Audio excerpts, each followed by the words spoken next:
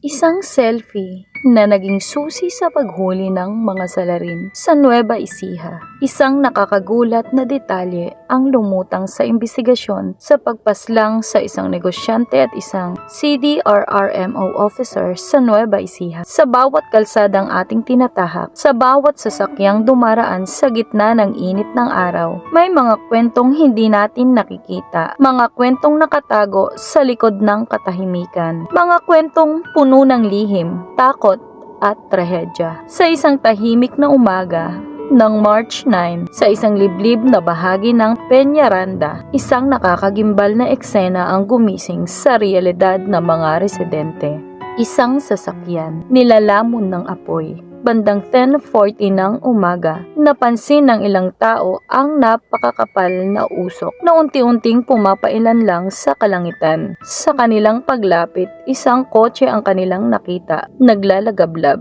Tila may itinatagong matinding lihim. Ngunit nang humupa ang apoy, ang natuklasan ay hindi simpleng aksidente. Sa loob ng sasakyan, dalawang katawan, sunog at wala ng buhay. Dalawang buhay, isang malagim na wakas. Ang isa ay si Michael Ochiege, 55 years old, isang lingkod bayan, isang ama, isang haligi ng kanyang pamilya. Si Michael ay pinakiusapan lang umano na magmaneho dahil hindi na makakasama ang kapatid ni Ma'am Regine sa biyahe.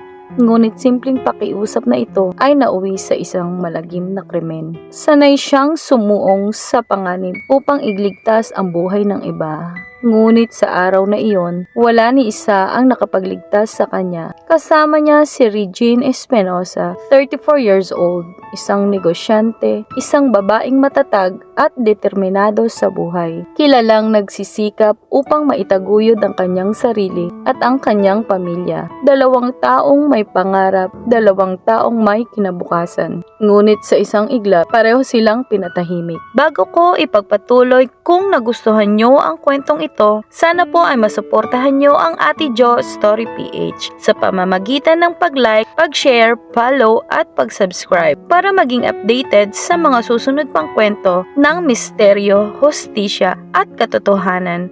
Maraming salamat po sa inyong suporta. Ang pagpapatuloy. Ang biyaheng hindi na natapos. Sa araw ng insidente, tila normal lamang ang lahat. May lakad, may kikitain, may destinasyong pupuntahan. Hinilingan si Michael na magmaneho ng sasakyan. Kasama niya si Regine, walang kaalam-alam na ang biyahe nila ay papunta sa kanilang kapahamakan. Habang umaandar ang sasakyan, tila walang kakaiba. Ngunit sa bawat kilometro na kanilang tinatahak, papalapit sila sa isang bitag, isang planadong pagtataksil, ang sandali ng karahasan. Pagdating sa kanilang tagpuan, doon na nagbago ang lahat. Walang babala, walang awa, bigla na lamang silang pinagbabaril at ang mga tinamo nilang mga tama ay sa batok, isang traidor na planadong pagpaslang, dalawang buhay na walang kamalay-malay na sasapitin. Sa loob ng sasakyan, walang takas, walang laban, at habang humihina ang kanilang mga katawan, isang mas malupit na hakbang ang isinunod. Binuhusan ng gasolina ang sasakyan at saka sinindihan. Isang apoy na hindi lamang sumunog sa sasakyan, kundi sumira sa buhay, kundi sumira sa dalawang buhay at sa mga pamilyang naiwan. Ang larawang sumigaw ng katotohanan. Sa gitna ng dilim ng krimen, may isang sinag ng liwanag. Bago pa man mangyari ang lahat, nakapagpadala si Regine ng isang selfie sa kanyang pamilya. Isang simpleng larawan, ngunit sa likod nito, ang makamukha ng taong huling nakita niyang kasama. Mga mukha ng kanyang mga magiging berdugo. Hindi niya alam ang selfing litrato na iyon ang magiging susi upang makamit ang hustisya. Ang paghahabol sa mga salarin. Dahil sa CCTV footage at mabilis na aksyon ng kapulisan, unti-unting nabuo ang puzzle ng krimen hanggang sa matunto ng mga sospek noong March 11 sa barangay Siempre Vivar Sur na aresto ang 5 katao at itinuturong nasa likod ng krimen. Kabilang dito ang Lerma, ang nag-iisang babae at sinasabing mastermind, Melvin,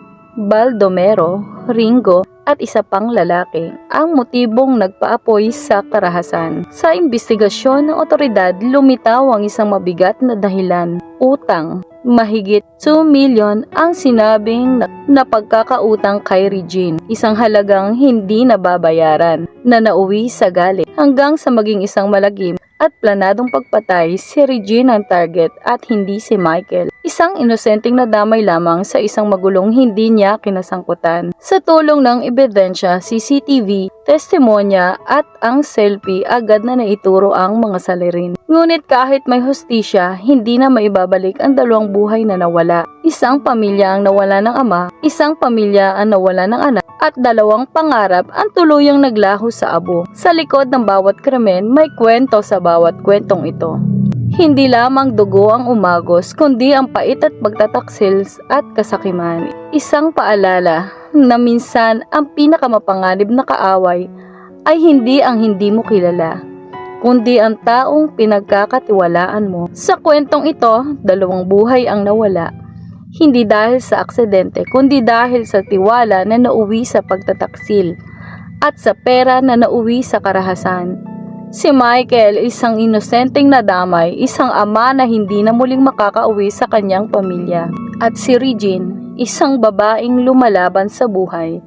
Ngunit sa huli, pinatahimik ng mga taong kanyang pinagkatiwalaan. At ngayon ang naiwan ay sakit, mga tanong na hindi na masasagot, at mga pusong habang buhay nang maghahanap ng hustisya. Sa bawat nanonood, ito ay hindi kwento, ito ay babala. Kapag may kinalaman sa pera, mag-ingat. Kapag may kakaibang pakiramdam, makinig ka. Kapag may alitan, huwag mo itong haraping mag-isa dahil minsan ang pinakamapanganib na sitwasyon ay nagmumula sa mga taong kilala mo. Sa mundong puno ng kasinungalingan at kasakiman, ang tiwala ay hindi basta ibinibigay. Ito ay pinipili at pinoprotektahan. At tandaan mo, hindi lahat ng ngiti ay totoo at hindi lahat ng kasama mo sa biyahe ay makakarating sa dulong kasama mo. Dalawang buhay ang nawala. Isang utang ang naging dahilan at isang tiwala ang tuluyang winasak. Mag-ingat sa pera, mag-ingat sa tao, at higit sa lahat, mag-ingat sa mga sitwasyong hindi mo kontrolado dahil minsan ang tunay na panganib ay nagtatago sa anyo ng kakilala.